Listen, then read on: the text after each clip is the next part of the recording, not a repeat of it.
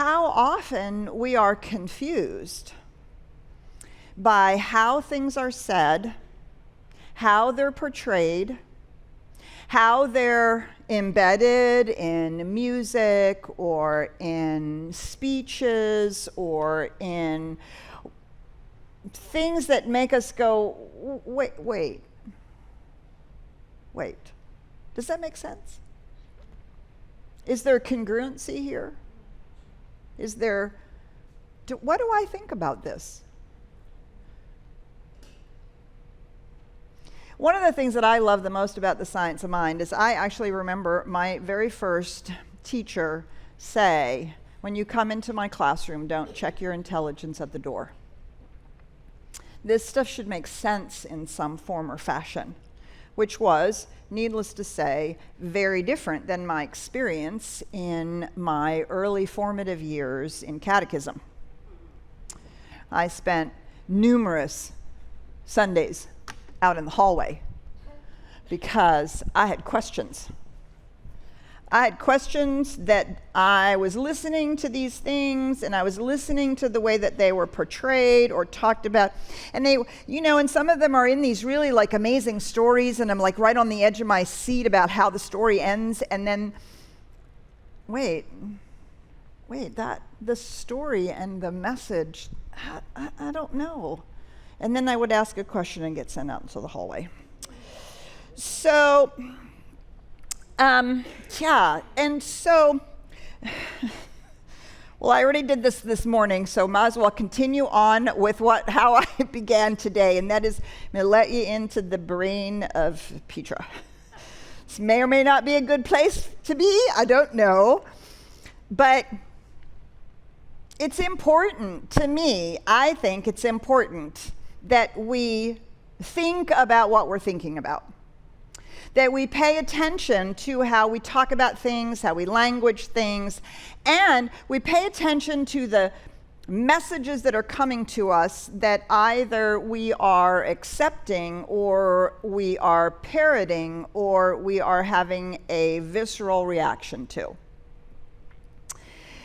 which many of us have had in our childhood and in our formative years as we have grown into someone who is seeking a spiritual reality that makes sense, that resonates in a new way to who we are. And I remember when I first got into the science of mind, again, my teacher saying, we're not here to tell you what to think, we're here to teach you how to think. Okay, how to think. Well, it's really not that different than the Buddhist teaching of mindfulness. It's basically paying attention. Paying attention. Paying attention to what comes in, paying attention to what I think about it, what I say about it, how I engage with it, how I feel about it, and then paying attention to what comes back out. Paying attention. Noticing. Questioning, examining, sensing and feeling. How does this resonate? So when I began to really think about our spirituality, right, and I kept using the word, it has to make sense to me. And what I mean by make sense to me, that is, you'll notice that I don't say it has to make sense to me. I say it has to make sense to me. Okay, so for me, that is the wholeness. I don't want to check my intelligence at the door, but I also don't want to leave my heart and my body out. And I have a concern that you've all heard people talk about the dumbing down of our classes, the dumbing down of our textbooks, the dumbing down of the way journalism is done today, the dumbing down of everything, right, and the reducing it to sound bites, and what is it, the 1 minute, Instagram post. That's not only are we less willing to think things through, but we're less willing to take the time to think them through. And yet, that's what it means in the science of mind when we say we want to teach you how to think, not what to think, because it has to actually resonate and make sense. There has to be an alignment of our system. Otherwise, we're either just blindly believing something because somebody said it, or potentially having an emotional knee-jerk reaction to it, or we'd just rather go out and play or do something, and we don't, because we don't want to think about it at all, because it's hard work to think about stuff. But I think, as I have said last week and continue to affirm over and over and over again, that the very things that we've learned how to do in our spirituality are the very things that we need to bring to the world, we need to bring to the table, we need to bring to our own understanding of what our contribution is to life and how we are to navigate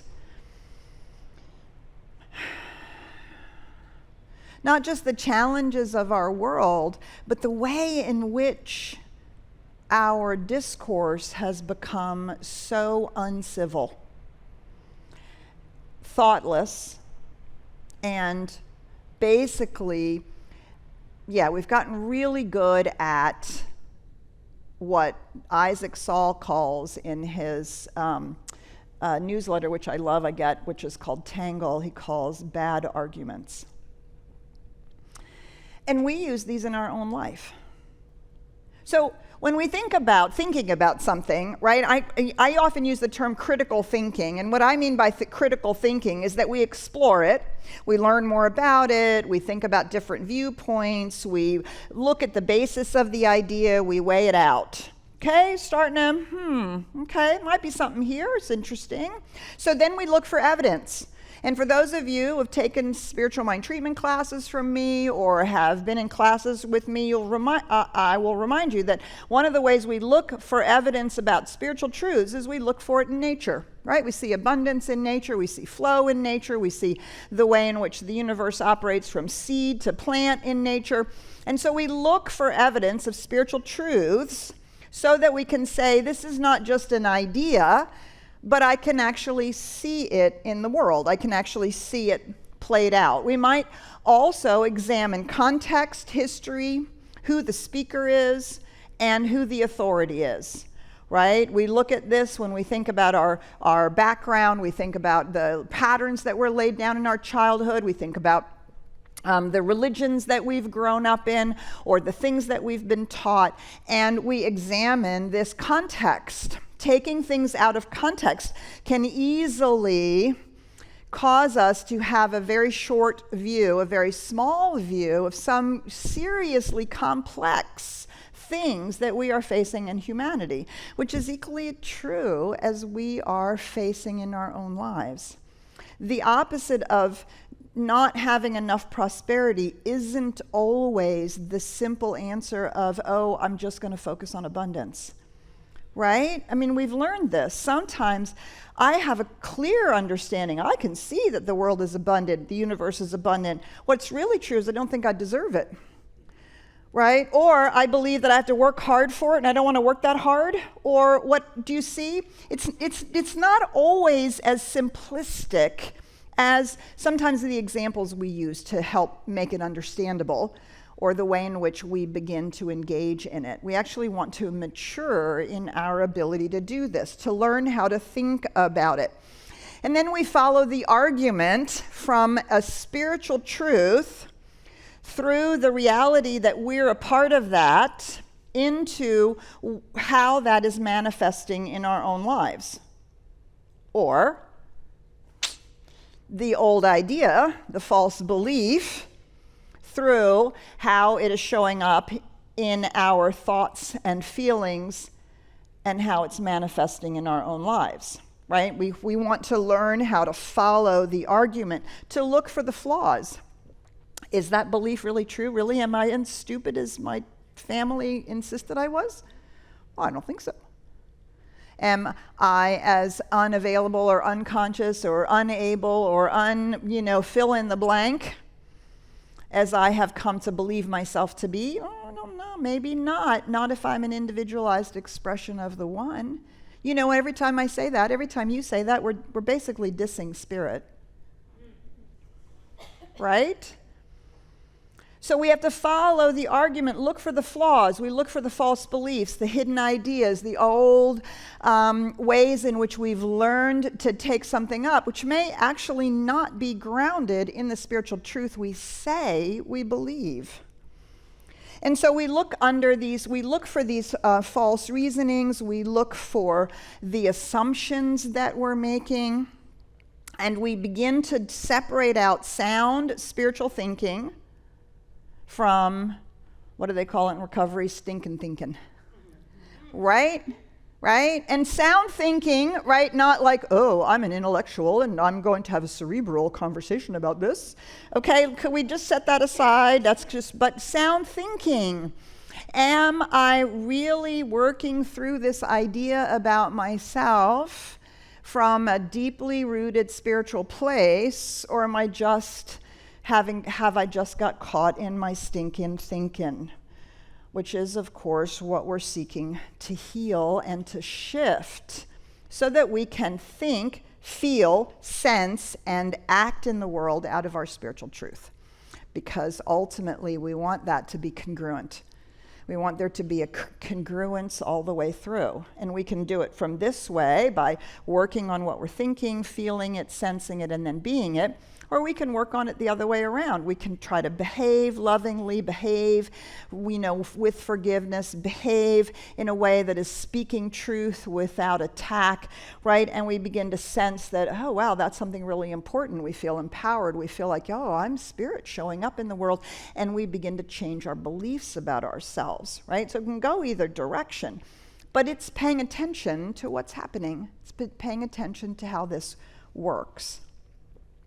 Now, I did look up critical thinking. I had no idea that critical thinking was actually like a thing. It actually goes all the way back to the Greeks. And I was like, oh, I did not know that I was like right there with Plato and Socrates. I just thought I made it up. No, I just thought it was like a casual, like, let's think critically about this. This does not mean critique it. This does not mean critical as in negative, right? Critical thinking has been described as the ability to question, to acknowledge and test previously held assumptions. Like, really, am I as stupid as my parents seem to think I was? That's what that means. To recognize ambiguity. Maybe it's not just, oh, I'm struggling with my prosperity, I need to think about abundance. Maybe it's something a little bit more. To examine, interpret, evaluate, reason, and reflect. To make informed judgments and decisions. To clarify and articulate positions. Critical thinking. Now, we know that critical thinking, right, it's not just the analytical analysis. We understand that we've moved beyond that, right? That was from way back when, right? We've moved beyond that, especially in our spirituality, that we have to think with our whole being, right? And that I'm not saying that facetiously. We have brain cells in our brain, we have brain cells in our heart, and we have brain cells in our gut. So we think holistically. When all of that is in alignment, then we are thinking with our minds, our heart, our spirit, our soul, and our bodies.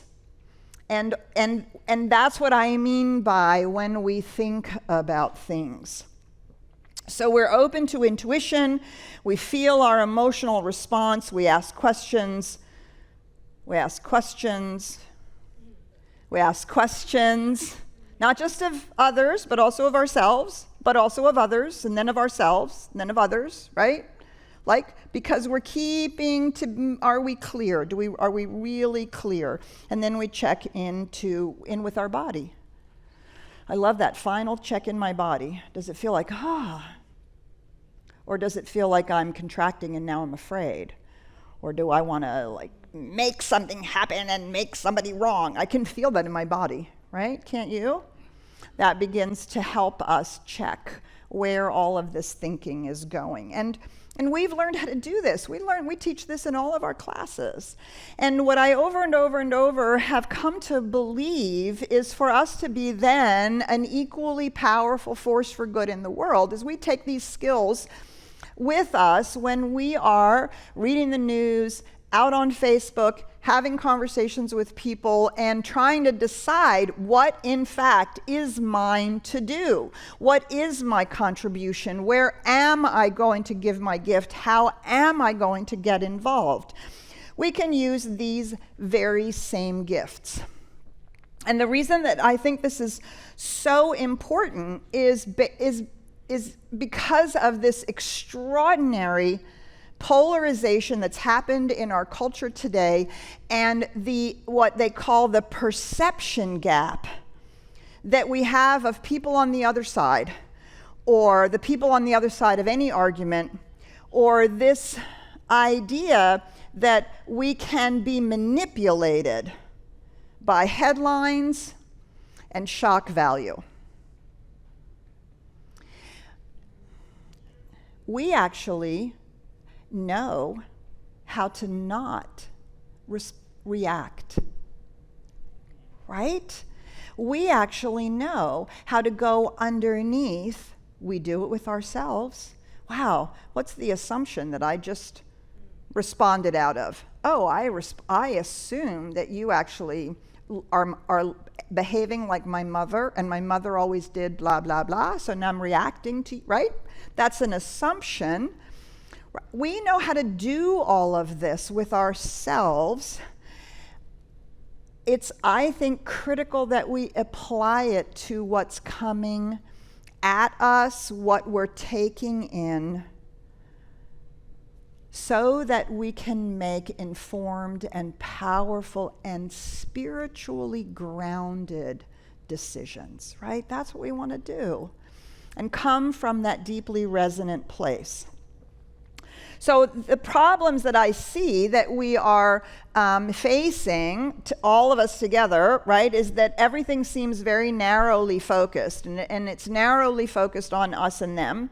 Most of us, unfortunately, do live in echo chambers on our social media and with our friends. It's usually our families where we're outside of our echo chamber, and they're pretty annoying, aren't they? It's interesting to think about. Conspiracy theories are rife everywhere. I don't care if you're spiritual or not spiritual, or in a traditional religion or not, or you're on the left or you're right or you're center or you're up or you're down. Conspiracy theories are rife everywhere. And these are all things that, if we want to really understand what's going on, and we want to really feel and hear and sense what is ours to do, we have to find a way to think about these things. How to think about them. Well, one of the things that we really need to do is we need to not be fooled by the way arguments are put together. Now, an argument isn't, I'm going to argue with you about it, right? An argument is the way a topic or a thought or an idea is presented. Think of basically the argument that a lawyer gives in front of a judge or in front of a jury. They're going to say this, and because of this, and because of this, and because of this, and because of this, therefore that, right? That's what essentially an argument is. Quite frankly, it's exactly what we do in the argumentative spiritual mind treatment. It's exactly what we do. And we are not arguing with God or the law or something outside of ourselves. We're actually not arguing even with ourselves. We're showing ourselves a line of reasoning. If spirit is there, and all there is, and spirit is this, and I'm a part of that, and I am sourced by that, then I am that too. Therefore, it must show up in my life this way. Do you see? So we're teaching you how to think. We can bring that to these things. So I was so enthralled, just so revealing myself. I was so enthralled with these explanations of arguments that Isaac Saul does in his newsletter, Tangle. People are skeptical about the value of debate because there are so many dishonest ways to have a debate. People aren't so much afraid of a good idea losing to a bad idea. They are afraid that because of bad faith tactics, reasonable people will be fooled into believing the bad idea. So what we have to pay attention to is dishonest ways of making arguments, how people are presenting the arguments. And it's not just them we have to pay attention to, right? It's us too. It's us too. We have to make sure that we too aren't using dishonest ways or bad faith ways of making an argument. So I'm going to just share a few of these that I found particularly illuminating. So there's, the argument of omission. You only tell one side of the facts. Okay, we have been seeing that for the last 50 years, since the 1970s when we began talking about climate change. Climate deniers and climate's not an issue and all of that is an argument of omission, not showing all of those relevant things. Actually, up until last year on the weather app, they were showing all these things that were happening around the world, and every time the speaker would say, well, not really due to climate change, blah, blah, blah, blah, blah, blah, blah. I don't know if you get the weather app, but I get it, and as of January of this year, that has completely changed because we can no longer omit the fact that these things are happening. And now it's, well, due to climate change, these tornadoes are bigger, due to climate change, this, due to climate change, that. Well, that bad argument kept us from dealing with things sooner and more fully than we could be. But now the argument is changing. And so arguments of omission, ask yourself when you see it, is only one side of the argument being presented? What are the other set of facts? Do I know them? Now, my favorite, or my least favorite, is whataboutism. Whataboutism. So this happens in our classes a lot, right? And we talk about how we can move and shift our consciousness, and inevitably a student will raise their hand and say, yeah, but what about Mary Jo, who had the experience as a child, and her mother and father and brother and then cousin over there is having that experience. What about them? Have we ever done that? Right? Whataboutism. The curse of whataboutism is that it can go on forever. And it's inevitably around extremes or around, and we're going to talk about different things, anecdotal evidence or stories that we've heard that we actually don't even know are true. We're just repeating because somebody else repeated it and that person repeated it from somebody else. When the topic of discussion is whether one person's behavior was bad, and then saying that someone else did something bad does nothing to address the issue at hand. Do you see? Well, what about this? These people aren't doing it right. When you say these people aren't doing it right, and the counter argument, well, what about when they did that? Or what about when those people did that? Whataboutism. There's so many ways that whataboutism is being used and has been used. Black men are being killed by the police. Well, yeah, but what about black on black crime? It's a completely different conversation, and it's a completely different argument. And arguments that you're going to see a lot of them, the whole point is to change the subject. Both sideism. Okay, both sideism. I've become very aware of this, and I love that there's a name. Both sideism.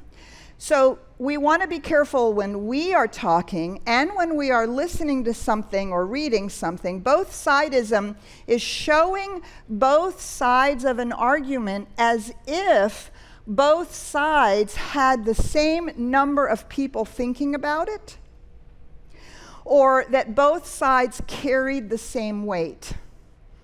And of course, our media does this because extremism leads. So the other side is often an extreme position which a few people hold, but it's so juicy and it's going to make everybody else so mad that they're going to sell advertising because of it. right? So we also want to be careful that we're not doing this ourselves. The flip side is that it is important to recognize that small minorities have to have a voice. We have to be present to the fact that people who have a different set of opinions also get to be part of the conversation, but not to create fear and confusion and basically knee-jerk reactions. And if there's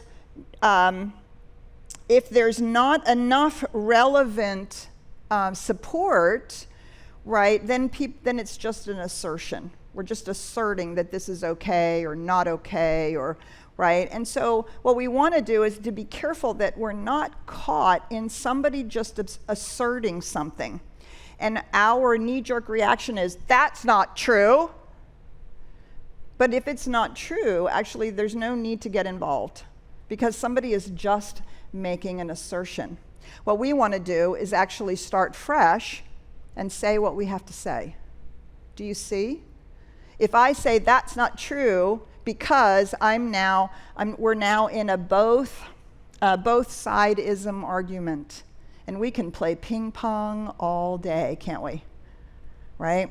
It's why I don't play with Bible quotes. And quote the Bible at me, I'm going to quote it back. But Jesus said, but the Bible says, but then in the minute, well, you know what? We can do that all day. Does not change anybody's mind, doesn't really allow for a civil discourse, and it doesn't allow for us to hear another person's point of view or for us to express it from a clean place. Okay, so there are a lot of other, I love this one called the weak man or the weak person argument. It's based on a different kind, which is a straw man argument, which is a terrible argument that nobody really holds, which is only invented so your side can defeat it. Right? So you invent an idea that the other side or whoever you're having a challenge with has, and then you defeat it, even though the other side has never said that. The weak man argument is largely responsible for this perception gap. And it's the perception gap it's particularly in partisan conversations between Republicans and Democrats, especially. This weak man argument is when there is this idea that the other side holds a particular viewpoint and they're wrong for holding it. And the presentation is everybody holds that, right? And so the left and the right are flinging these at each other. But if we just recently, a poll came out, I can't remember, I think it was a Gallup poll came out, 25% of the people in the US are self-identified as Democrats, 25% are self-identified as Republicans. Do you know what the rest of them are identified as? I'm going to vote my conscience. I'm going to vote for what makes sense to me, right? Because extremism isn't the answer. Because we can so easily say, they all think that. Well, they all think that, right? But they've actually done polls to show that if one side thinks the other side is thinking something, when they poll those people, it's actually it's not true. But these are the ways in which things are presented. Always, never, right? Stereotypes, those kinds of blanket things. We have to learn how to question. We have to learn how to question things like the moving of the goalpost. The goalpost is another great argument. Way of presenting an argument where the problem just keeps moving. It wasn't really that, it was this. Well, no, it wasn't really that, it was this. Well, no, it wasn't really that, it was this. Right? And if you get involved in that kind of an argument, just stop. That's a bad faith argument.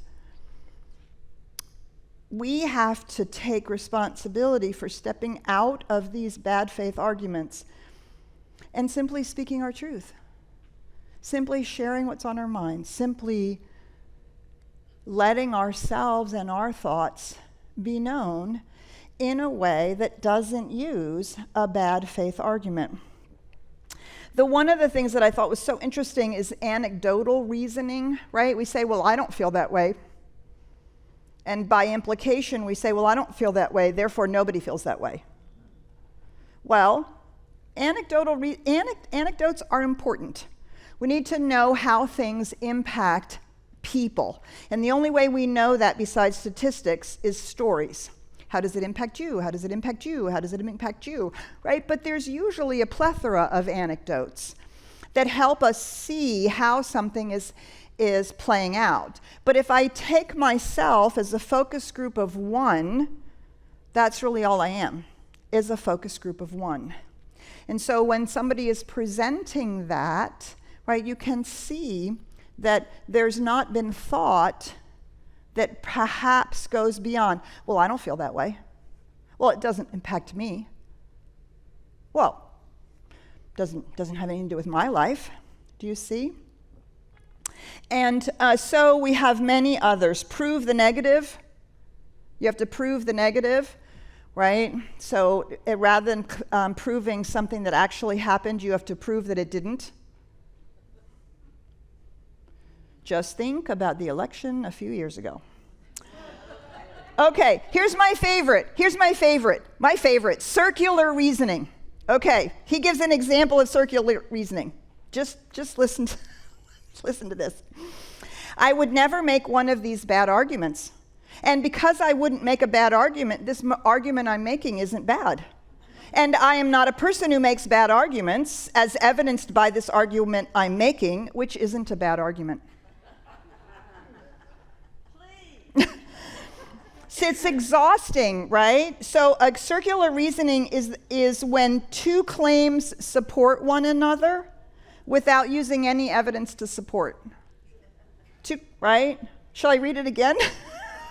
I laughed so hard when I read this. I thought, oh my God, I just so recognize that.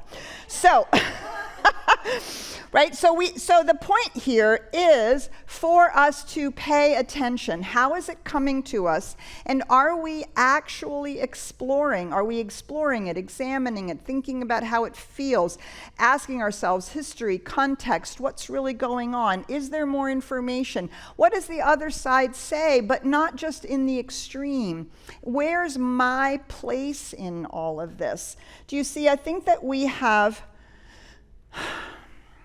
Well, part of the problem for me is there's just so much information, I can't think about it all, right? There's so much going on and there's so much information. And so this is why over and over I say, pick your thing. Pick your thing. Pick the thing that speaks to your heart, that resonates with your soul, children's education. Pick your thing, right? Whatever it is. And trust that other people are picking theirs. You don't have to be well-versed in every one of these. But to really make a difference, we have to be well-versed in something. We have to do our work to think about it, think it through. How are we thinking about it? What evidence are we using?